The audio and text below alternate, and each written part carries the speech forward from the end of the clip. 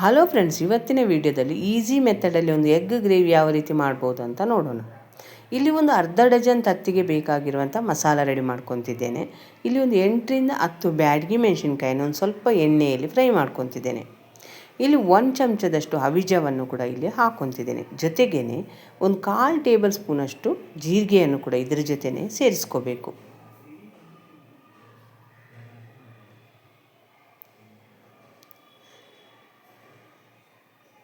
ಅದರ ಜೊತೆಗೆ 1/4 table spoon ಬಡೆ ಸೊಪ್ಪು, ಒಂದು ಚಕ್ಕೆ, ಒಂದು ಲವಂಗ, ಒಂದು ಸಣ್ಣ ಪೀಸ್ ಪಲಾವ್ ಎಲೆ ಹಾಕ್ಕೊಂಡು ಸಣ್ಣ ಉರಿಯಲ್ಲಿಟ್ಟು ಈಗ ಈ ಮಸಾಲವನ್ನು ಫ್ರೈ ಮಾಡ್ಕೊತಿದ್ದೇನೆ.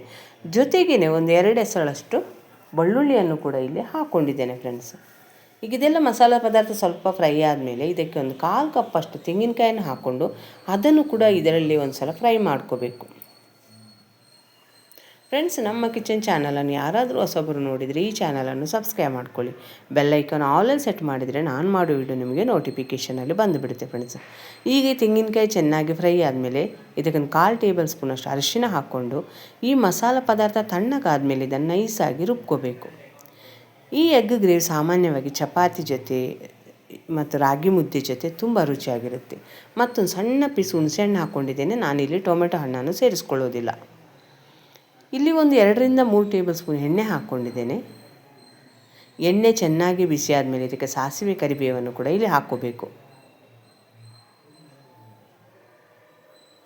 ಸಾಸಿವೆ ಮತ್ತು ಕರಿಬೇವು ಹಾಕ್ಕೊಂಡ್ಮೇಲೆ ಇದಕ್ಕೆ ಒಂದು ಈರುಳ್ಳಿಯನ್ನು ಕಟ್ ಮಾಡಿ ಹಾಕ್ಕೊತಿದ್ದೇನೆ. ನಾನು ಇಲ್ಲಿ ಹುಣಸೆಹಣ್ಣು ಸೇರಿಸಿರುವುದರಿಂದ ನಾನು ಟೊಮೆಟೊ ಹಣ್ಣನ್ನು ಇಲ್ಲಿ ಸೇರಿಸ್ಕೊಳ್ಳೋದಿಲ್ಲ.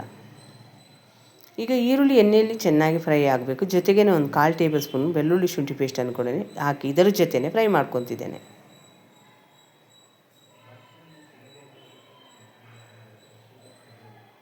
ಈಗ ಇದಕ್ಕೇ ಸ್ವಲ್ಪ ಉಪ್ಪನ್ನು ಕೂಡ ಇಲ್ಲಿ ಸೇರಿಸ್ಕೊತೇನೆ ನಾನು.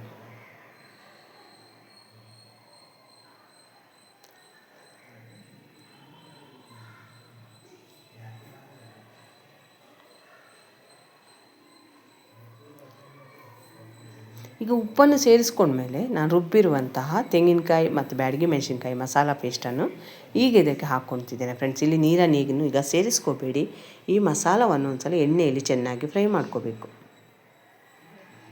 ಭಾಳ ಹೊತ್ತೇನು ಫ್ರೈ ಮಾಡ್ಕೊಳ್ಳೋದು ಬೇಡ, ಒಂದು 2 ನಿಮಿಷ ಫ್ರೈ ಮಾಡಿಕೊಂಡ್ರೆ ಸಾಕು.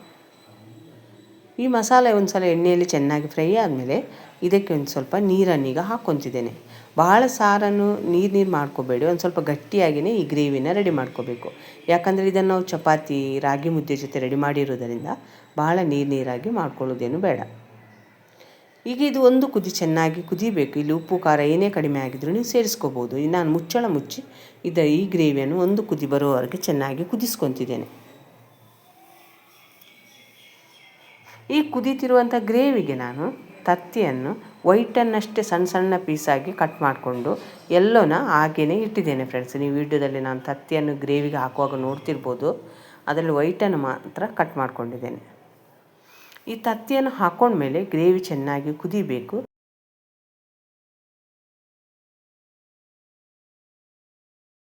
ಮಸಾಲ ಪೌಡ್ರನ್ನು ಕೂಡ ಇಲ್ಲಿ ಸೇರಿಸ್ಕೊತೇನೆ ಫ್ರೆಂಡ್ಸ್.